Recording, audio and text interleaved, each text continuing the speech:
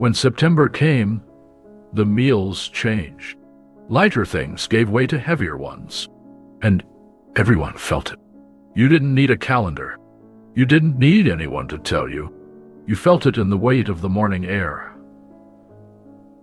Still warm. Still carrying the heat of a summer that had been going strong since June.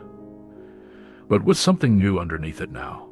Something cooler and quieter that hadn't been there even a week before.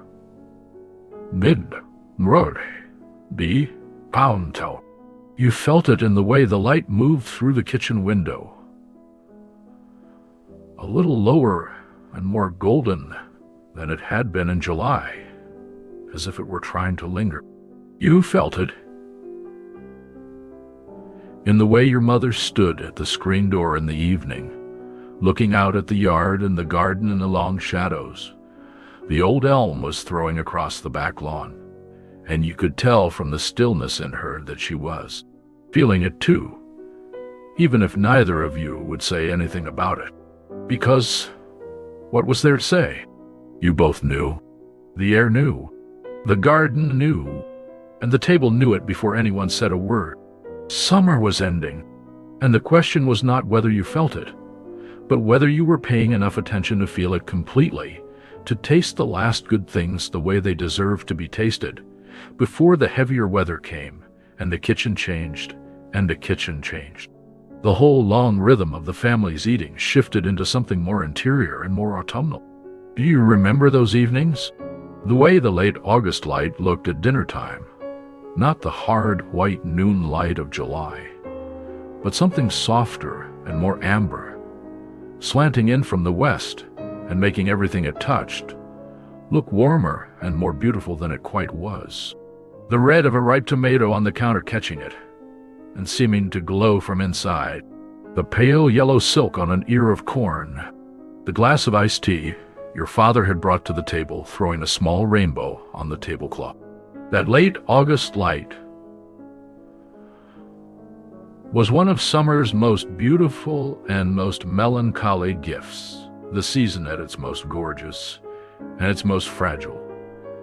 And something in you recognized that even then, even as a child, even without having the words for what you were recognizing, there was one meal, not a holiday feast, not anything your family would have called a ceremony at the time. That marked the true end of summer in American homes in the 1960s.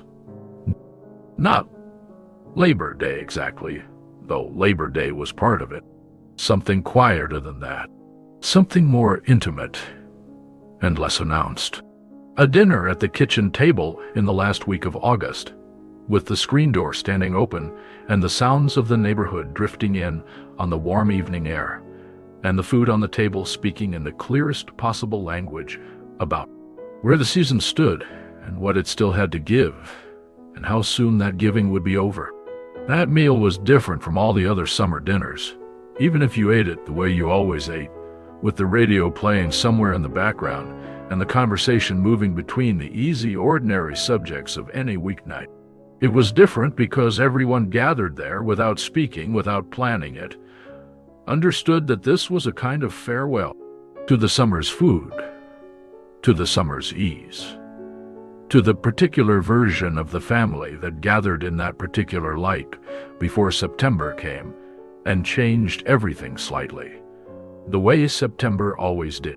And there was a sound, not a school bell, not anything you'd have predicted, that, when it came drifting across the late August air on those final evenings of the season, made your stomach do something complicated and told you more clear, lie than any date on the wall calendar, that summer was truly and irrevocably over. You'll know it when we get there, and when you remember it, you'll feel it in your chest exactly the way you felt it then. But first, the table, because that's where it all lived. That's where the season was honored and received. The tomatoes came first, because they were the heart of it. Not the pale, hard tomatoes of February that your mother bought at the A&P because there was nothing else. Not the winter tomatoes that tasted of cold storage and distance, and the long months between gardens. These were the August tomatoes, growing on the vine in the backyard since June, getting redder and heavier with every passing week, until by late August they were almost too beautiful to eat. She picked them in the morning while they were still cool from the night, and set them on the counter, and the kitchen filled with that smell. You know the smell, warm and green, and faintly sweet, and completely specific to the season. The smell of the garden at its peak, the smell that meant summer was not over yet. She sliced them thick. That is important. Not thin, the way you might slice them for a sandwich in May, but thick and proud, slices that held their shape on the plate and still glistened with their own juice. She salted them. Just salt, because these tomatoes needed nothing else, and carried them to the table, and the plate she set down was as beautiful as any food any kitchen in America produced that summer. Red and gold, and wet with juice.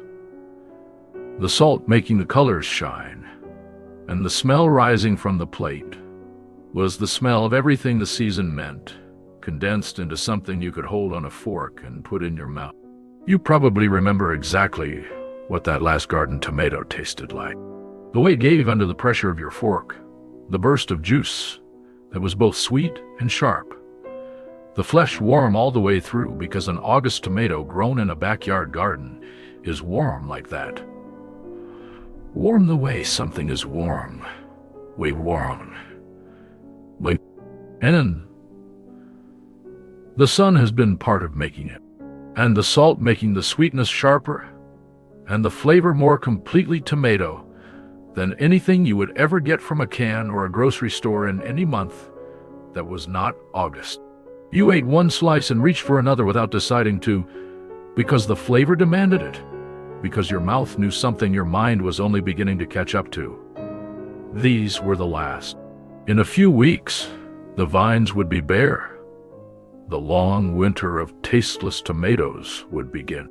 So, you had another, and maybe another after that. The corn was the same story, the same urgency, the same quality of attention that only seasonal food can produce. By the third week of August, the sweet corn was at the absolute peak of what it was going to be. Silver Queen, if you were in Maryland or Virginia, Golden Bantam if you were further north. Whatever the local variety was, that your mother bought from the farm stand at the end of the road or the farmer's market, that set up in the parking LL out of the hardware store on Saturday mornings. You might have gone with her, might have stood in the thick August heat, watching her pull back the green husks to check the kernels, rubbing her thumbnail across a row to see how the juice ran. She knew what she was looking for. She'd been taught by her own mother, and the knowledge passed woman to woman, generation to generation, without anyone writing it down. She boiled it briefly, just a few minutes in rapidly boiling water, and it came to the table wrapped in a dish towel, still steaming. You shucked the remaining silk from your ear and reached for the butter dish. The butter was real, in a stick, and you ran it along the rows of kernels until it melted and pooled in the ridges, and ran down the cob, and dripped from your chin, and you didn't care. Because corn season required butter, and it required eating, and without too much ceremony. The kernels popped between your teeth, sweet and milky and tender, the flavor so immediate and so complete, so utterly unlike canned corn, which was a different food entirely, quieter and more resigned, that you understood again why people. He planted gardens and drove to farm stands and stood in the August heat to choose the right ears. This was what corn actually was. And it was only ever this for a few weeks in August. And then it was over for another year. Can you still taste it? That first bite of perfectly ripe August corn, with the butter still running, Those who will tell you that nostalgia distorts memory and nothing tasted as good as you remember may be right about many things. But they are wrong about August corn. It tasted exactly as good as you remember. It tasted that good in part because you knew it wouldn't last. Because the knowledge that something is temporary is itself a kind of seasoning, a kind of salt that makes flavor more vivid, more worth paying attention to.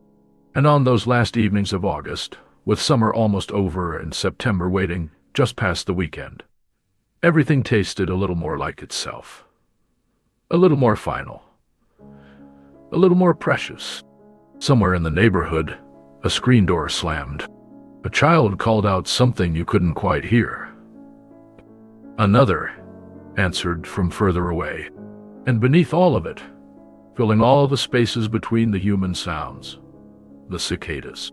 That high, drilling, massive sound of late summer cicadas at full voice, so constant through July and August that you'd stopped hearing it the way you stop hearing your own heartbeat, until a moment like this one when you suddenly heard it again and realized it had been there all along, enormous and urgent. The sound of the season itself at full volume. By late August, the cicadas sounded different, or you heard them differently. There was something in their chorus on those final evenings that seemed to have an edge of urgency, as if they knew their time was getting short. They were louder, it seemed. Or maybe you were simply listening more carefully, the way you listen when you know the concert is almost over. The radio in the kitchen played something you half recognized, one of the songs from that summer, something bright and uncomplicated from the AM station. Your mother kept it tuned to while she cooked, something that would follow you for the rest of your life and arrive without warning. Decades later, transporting you instantly back to a kitchen in August, to the smell of tomatoes and the sound of corn in boiling water, and the particular quality of the late summer light coming through the window. Or perhaps it was the baseball game. That was August, too. The pennant race heating up through the long back half of the season. The announcer's voice finding its way through the open window from the neighbor's house, because everybody's windows were open in August, and the so and these of everyone's evenings drifted together in the warm air. Vin Scully, maybe, if you were in California, his voice as familiar as the season itself. Ernie Harwell, in Detroit, the crack of the bat audible even through the radio static. Whatever the voice was, it was the sound of summer, and it was coming through the window for what might be one of the last times until next year. Was there a particular food you tried to eat as much of as possible in those last weeks of August? A fruit, a vegetable, something that only came in season, that you knew you wouldn't taste again until next year. Most people who grew up in the 1960s had one dudire. Torti, Nidwiladier, Dudbel, Tundwildide, Todward Dash, one third, Tardwad. For some it was the corn, and for some it was the tomatoes. For some it was the peaches. The late August peaches that were the size of a fist and dripped juice down your wrist when you bit into them. Their skins so ripe and fragrant that even picking one up left the smell on your hand for an hour. You ate them over the sink, mostly, because there was no dignified way to eat a ripe August peach. No way that didn't involve juice running everywhere. And your mother accepted this and handed you a dish towel and said nothing. Because a ripe peach was worth the mess. And everyone knew it. Those peaches came from the roadside stands that appeared in late July. Hand-lettered signs, a card table, a tin can for the money. The farmer trusting people to pay what was asked, because the price was fair, and the product was good, and the product was good. The whole system worked on a kind of mutual decency, specific to a certain kind of American summer. And alongside the peaches in the last week of August, the first apples, smaller, more tart, smelling of autumn in a way that made your heart do something complicated. Because apples were wonderful, but apples meant September. And September meant the box of school supplies on the kitchen table, the new composition books with their black and white marbled covers, not yet written in, the pages so clean they seemed to have a light of their own, the box of Crayola crayons with their sharp, perfect points, 64 colors if you were lucky, the big box with the built-in sharpener. And the smell that rose when you opened the lid was one of the most specific smells of childhood. WW. Axy and slightly sweet, the smell of a school year not yet underway, when everything was still possible and nothing had gone wrong yet. The ruler, still unmarked. The pencils, their paint unscratched, their points unsharpened. Waiting. The new shoes from Buster Brown or Tom McCann still in their box, smelling of new leather, stiff and uncreased. Waiting for September. Waiting for everything summer was protecting you from. These objects sat on the kitchen table while the summer food was being cooked and eaten, and their presence created a particular emotional state most children who grew up in the 1960s knew very well. This mixing of excitement and grief, of anticipation and loss, of wanting summer to keep going, and also, secretly, being a little ready for the new teacher, the first day, the clean white pages. You wanted both. You wanted the summer to stay and you wanted to wear your new shoes. Both things were true at exactly the same time. And the tension between them was part of what made those last August evenings so vivid, so charged, so unlike any other evenings in the year. Your father came home and stood for a moment in the kitchen doorway before coming all the way in, the way he sometimes did when something had struck him on the drive home. He said something about the days getting shorter. Fathers always said something about the days getting shorter in late August. The noting aloud of seasonal change, the acknowledgement without sentimentality of something as inevitable as August becoming September. Your mother agreed from somewhere near the stove. And that small exchange, repeated in some form in kitchens all across America, was itself a ritual of the season's end. He sat down. Dinner was nearly ready, and the air coming through the open window was still warm, but carried something new. The faintest and most preliminary coolness underlying the heat, the first whisper of the nights to come. The garden was finishing itself. The zucchini plants sprawling beyond their space, producing squash of an almost comical size. She would slice them and saute them with butter and onion and salt, and they would be good. Because butter and onion and salt make most things good. And because this was August, and even the overgrown zucchini was still part of what the season was giving. The cucumbers still showing up cold in the refrigerator, eaten with vinegar and dill. The green beans getting a little tough now, past their very best, but your mother picking the last of them anyway, and snapping them the way she'd been snapping beans since she was a girl. Her fingers moving fast and automatic, the small sob in its own music of the season's end.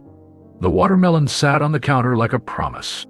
When your father took the long kitchen knife and cut it open, that crisp, particular sound of the blade going through. The red and white and green of it was revealed, and the smell that rose from the cut was cool and sweet and absolutely specific to summer. You ate it in long slices over the sink or out on the back steps because watermelon required space and an acceptance that it would drip. The old sweetness of it, the crunch of the red flesh, the way it was cold, even when the air was warm, the way it tasted like everything summer was, distilled, was its own kind of ceremony. You ate it, and you knew, without being told, that it would be a while before you had watermelon again this way, this ripe, this cold, this perfectly August. Do you remember the exact moment you felt summer slip into autumn? The first cool morning when you reached for the sheet you'd been kicking off for weeks? The first evening when someone closed a window without anyone suggesting it? It didn't happen all at once. It happened in layers. The tomatoes getting softer, the peaches running out, the corn stand at the end of the road displaying a hand-lettered sign. Last week. And then, one day being gone entirely, the table and the awning and the tin can all absent, the roadside empty as if it had never been there. The days still warm, sometimes very warm, but the evenings not warm the way they had been, requiring something more than a t-shirt when you went out after dinner, the sheet you'd kicked off every night, in July being pulled up a little. And then one evening, without an announcement, someone closed a window against the night air. The house was suddenly quieter, more enclosed. The outside now on the other side of the glass, and the season, without ceremony, officially sealed. Labor Day came at the end of all this like a final punctuation mark. The charcoal was lit for what everyone knew, without saying so, would be one of the last times until Memorial Day. The smell of it catching, charcoal smoke and lighter fluid, and the particular smell of meat fat falling through the grate, was the smell of the whole summer beginning to close, because it was also the smell of May and June and July, all tea. Summer Saturdays that had started this way, and smelling it now was smelling all of those days at once. The potato salad made in the biggest bowl, the deviled eggs on the platter, the yolk filling smooth with mustard and mayonnaise, the paprika on top, the whites cool and firm, gone before most people had filled their plates, the way they always were. The hamburgers off the grill in the slanting late afternoon light, the hot dogs in their buns with yellow mustard, the whole generous, charcoal-fragrant meal, eaten with a particular intensity, because everyone understood, without needing to say it, that this was summer's closing act.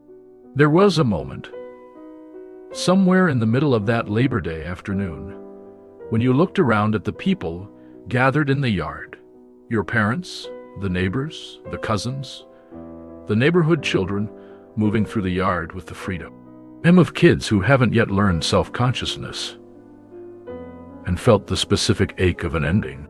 Not because anything dramatic was happening, just because this exact version of the world, this configuration of people in this particular light, with this particular food, would not happen again.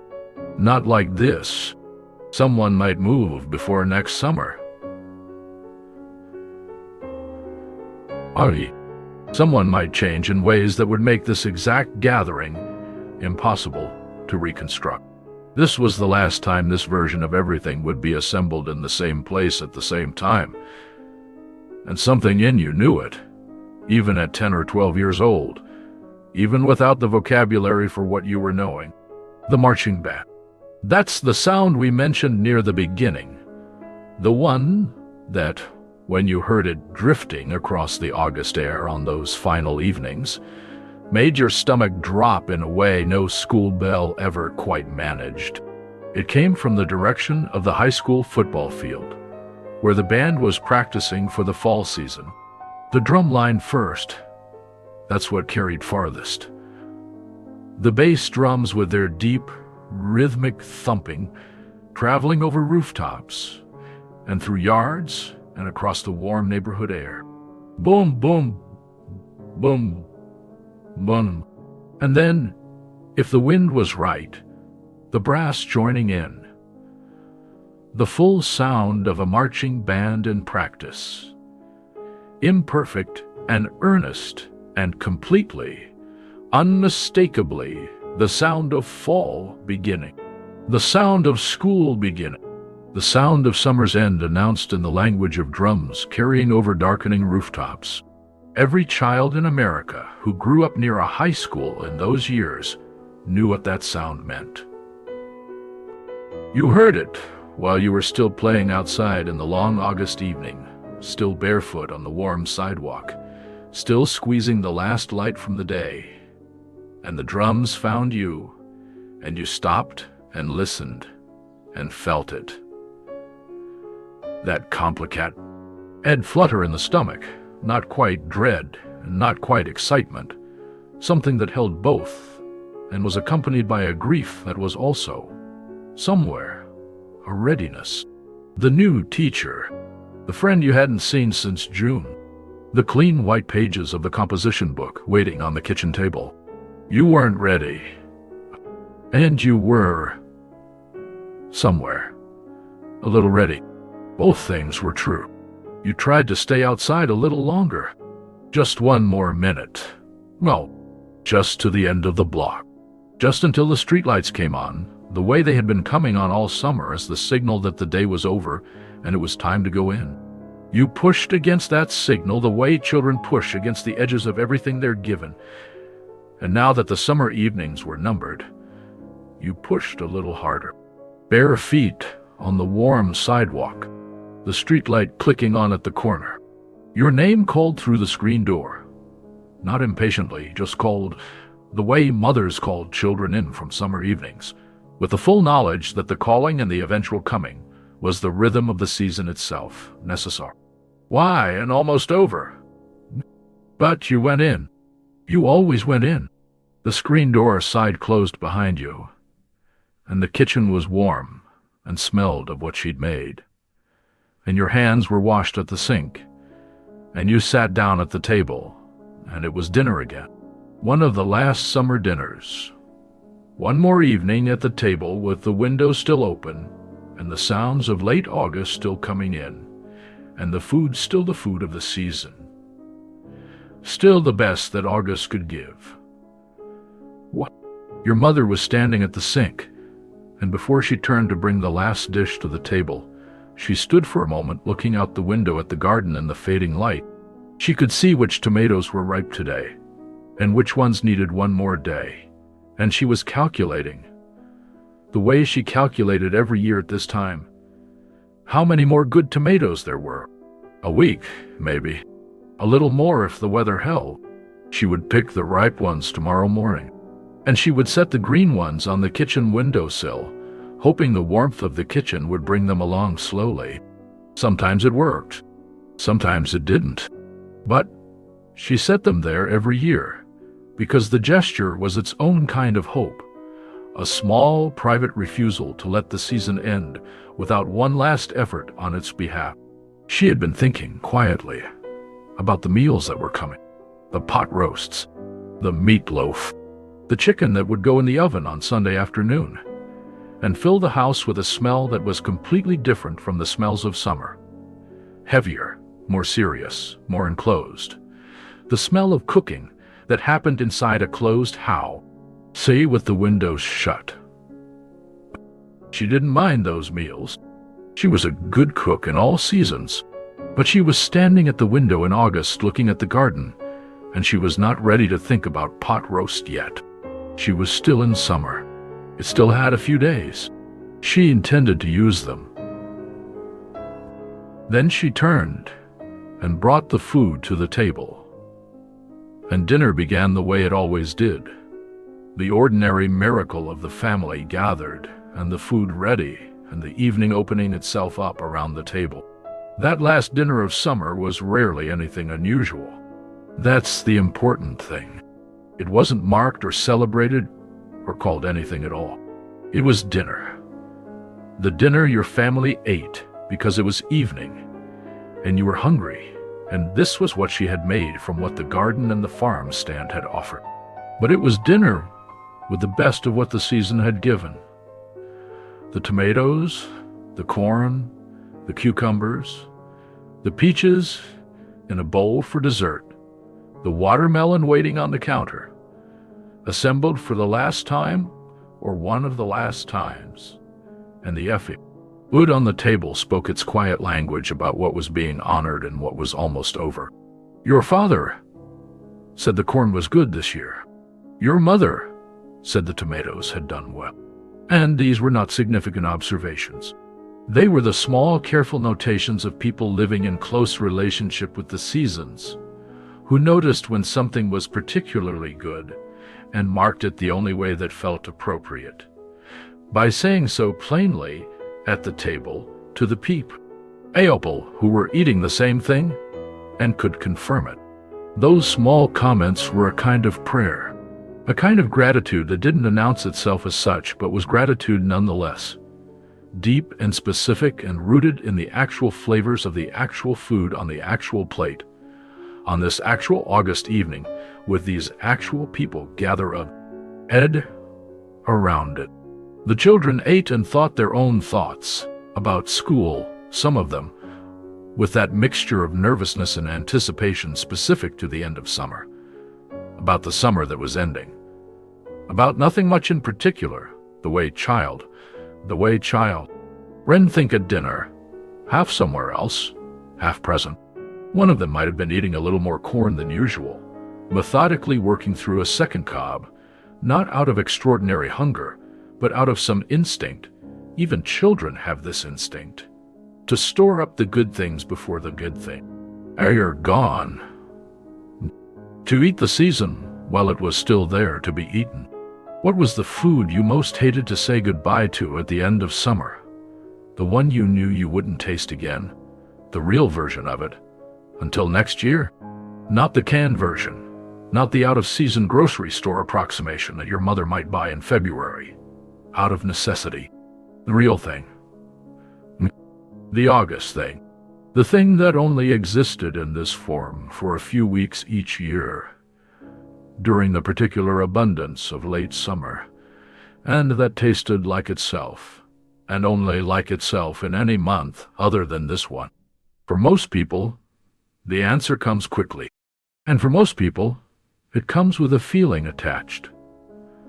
Not quite sadness, not quite sweetness, something that holds both, and also holds something closer to love. The particular love for a good thing that knows its brief.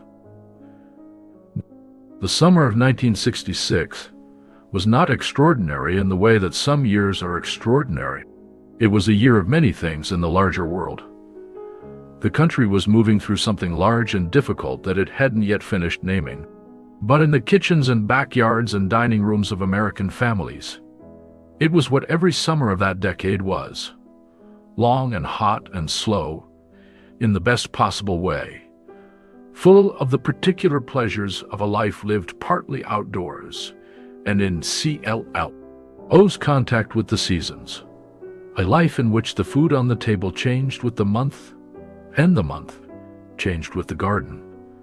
And all of it added up to a version of American family life, specific to a time and a place that would not contaste, that would not you indefinitely. Though nobody sitting at those kitchen tables in August of 1966 quite knew that yet. The fireflies, which had been the spectacular performance of July evenings, rising from the lawn in the early dark by the hundreds, their cold light a kind of magic that never entirely lost its power, no matter how many summers you'd witnessed, were fewer now. By late August, they appeared at dusk more sparsely, their lights scattered, the great communal show of midsummer down to a handful of individuals making their small, beautiful signatures in the evening air. A child might still chase one and cup it in her hands and feel the pulse of the light against her palms before opening her hands and watching it rise. But the firefly nights of July were over. They were among the first signs, those diminishing lights, that the world was turning toward a different season. The garden smell had changed too. The fresh, green, almost aggressive smell of a garden in full production. The smell of tomato vines on your hands after you'd brushed against them. The smell of cut grass and warm earth after an afternoon rain was giving way to something drear and more dusty. The smell of a garden at the end of its season. The soil beginning to compact and cool. The leaves on the lowest branches of the tomato plants going yellow and papery. Even the smell of the air through the kitchen window was different. Still warm, still carrying the sweetness of late-blooming flowers from somewhere down the block, but with an undertone of dry grass and fallen leaves beginning. The faint, key possible advance signal of October hidden inside what still felt like August. Your body registered it before your mind did. The small hairs on your arm might rise for just a moment and then settle, and you'd pull your arms a little closer without quite thinking about it, and the feeling passed and the dinner continued. But it had been there. The cool was coming, and the kitchen knew it even before you did. And the late August light, that light that had been changing so gradually you could barely track it from one day to the next, but that had changed unmistakably over the arc of the month, had reached its most beautiful and most melancholy point. Deshua, Nawai. The sun set noticeably earlier now, moving a little further south on the horizon each evening, and the long, slow dusks of June were replaced by an earlier, more golden close to the day. The light at dinner time was lower and more amber, and it had that quality that late summer evening light has in certain latitudes, making everything it touches look momentarily more beautiful than it will look tomorrow. As if the light knew, tomorrow, ABUS, it's leaving, and wants to leave things looking their best. It lit the tomatoes on the table and made them more deeply red. It caught the butter on the corn and made it gleam. It fell across the faces of the people at the table and gave them a warmth and softness they wore without knowing it. And if you were paying attention, and sometimes without planning to be, you might have looked around the table in that last golden light and felt something without a name yet, something that would require another decade or two of living before you had words for it. A love so specific it was almost painful. For this table, and these people, and this food, and this particular August evening, that was already becoming memory, even as you sat in it, was already the past by the time your fork went to the plate for the next bite. After dinner, the kitchen moved through its closing rituals. The plates cleared. The tomato plate rinsed at the sink, still showing the red and gold traces of where the last slices had been. The corn cobs disposed of. The last peach eaten over the sink by someone who couldn't let it sit. And gradually, as the evening deepened and the temperature outside dropped just enough, someone noticed the chill and suggested the window. And the window came down, and what had been in the room with you. The sound of the cicadas, the voices of the neighborhood, the smell of late summer air, and dry grass, and distant charcoal from a neighbor's final cookout, was suddenly on the other side of the glass. The house was quieter, more enclosed, more its autumn self, the version that kept warmth inside and coolness outside, and was separate from the season rather than continuous with it. That was the moment. If you were paying attention, and maybe you were, this once, that was the moment summer ended. Not a date on a calendar, not a first day of school, but a window closing against the cooling night. The sound of the outside becoming something you heard through glass, instead of something that lived in the room with you. The house settling into what it would be for the next 8 or 9 months. A place of closed windows and heavier meals, and the good serious smell of things cooking slowly on autumn evenings. She set the last green tomatoes on the windowsill before she turned off the kitchen light.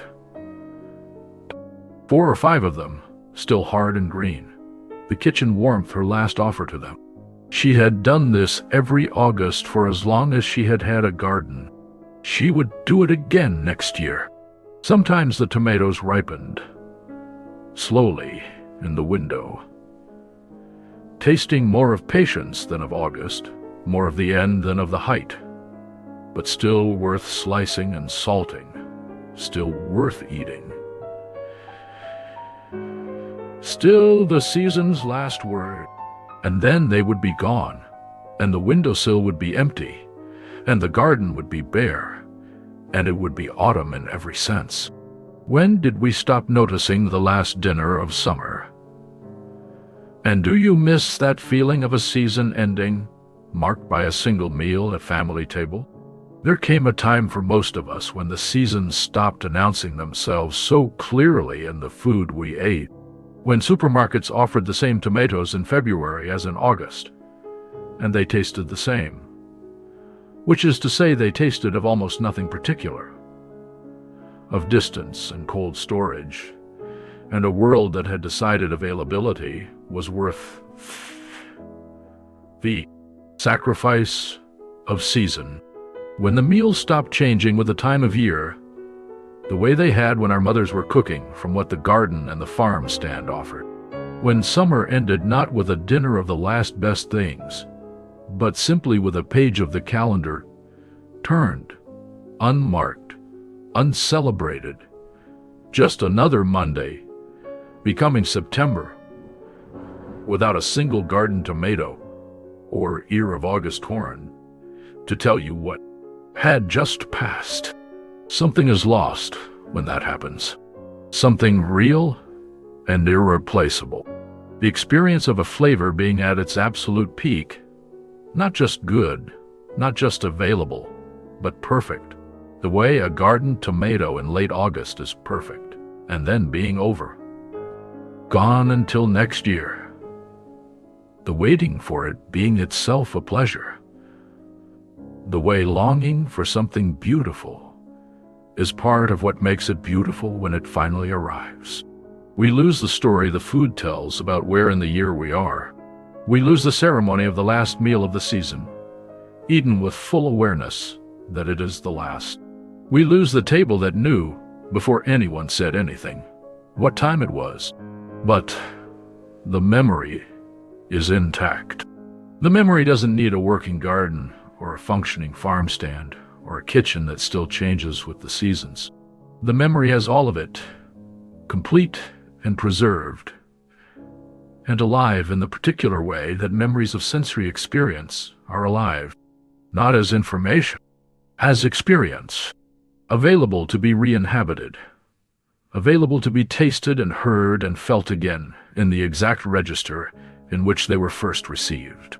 The memory has the late summer light and the change in the air, and the table set for dinner, and the food, above all, the food, the last perfect tomato, the last perfect tomato, the last cold slice of watermelon eaten over the sink with pea juice running down your arm one more time before the season was over. The cicadas were reaching their fullest chorus on those late August evenings, the sound of them massive and present, filling the neighborhood air with their urgent, beautiful noise. They would go quiet, gradually, over the weeks of September, thinning to a few individual voices, and then to silence. And you would notice their absence, the way you notice the absence of something only after it's gone. The sudden quiet of a September night after 3 months of that sound was its own kind of cold, its own private announcement that something had ended. But on those last August evenings, they were still at full voice, still filling every available moment with everything they had. The sound of the season insisting on itself right up to the last possible moment. You sat at the table. The light was gold and low and generous. The air moved through the open window with summer in it, and something that was not quite yet autumn, but was already leaning that way. The food was on the table. The tomatoes, the corn, the last good things of the season, the abundance that the garden and the farm stand and the August sun had made possible. And the family was gathered, exactly as they were, in this particular version of themselves, in this specific and unrepeatable configuration that would be a little different by September, and more different by December, and quite different in 5 years' time. You ate Probably not slowly. We rarely eat as slowly as the moment deserves, rarely receive food with the full attention it warrants. Even at the end of summer, even when some part of us knows we are eating the last of something good, you ate the way people eat at family dinners, passing the salt, answering a question, reaching for the corn, existing fully and ordinarily in the evening. But the food was there, the light was there, the people were there, and the season was there, offering everything it had left to offer, generous right up to the end. The dishes were done. The kitchen was quiet. The window that had been open all summer was closed now against the cooling night. The green tomatoes sat on the windowsill and caught the last light from the street lamp outside. The marching band drumline had gone silent across the neighborhood. And summer, that long, golden, particular summer, that summer of August corn and garden tomatoes and fireflies and screen doors, and evenings that seemed, when you were in them, like they would never end. Summer slipped quietly into what came next. Can you still taste it? That last bite of perfect, salted August tomato. That last corn on the cob with the butter running. That last cold slice of watermelon eaten before someone finally closed the window. Can you still feel the exact quality of that late August evening, the warmth and the edge underneath it, the fullness and the ache, the knowledge that the season was ending, and the choice to eat a little more anyway, because you loved it, and because love always wants one more moment, one more taste, one more evening, with the windows open and the light just right? You were there. You sat at that table. You ate that food in that light with those people. And the feeling, that specific, irreplaceable, bittersweet feeling of being present in the last good warmth of summer and knowing it was ending, was as real as anything you have ever felt. The meals changed when September came. The lighter things gave way to heavier ones. The screen door was replaced by the storm door. The garden went quiet. The cicadas fell silent, one by one, and the evenings grew shorter and more serious, and the kitchen filled with the good heavy smells of autumn cooking. And the family moved forward through the year the way families do, the way time requires. But those summers were real. Those evenings were real. That food was real. And in the oldest, warmest, most tender part of memory, in the place where the things that mattered most are kept, not as stories, but as experience, not as the past, but as something still fully present. The last dinner of summer is still fully present. There, the table is still set. The tomatoes are still on the plate. The corn is still hot and the butter is still running. The windows are still open, and the whole family is still gathered there, in that particular August light, on that particular late summer evening, savoring the last good things of the season that was ending, slowly together, before September came and the meals changed. And everything that had been warm and easy and open and abundant folded itself up for another year. One more ear of corn, one more perfect tomato, one more evening with the windows open and the light just right, and the whole long summer still for one more hour in the air. We would give almost anything for that.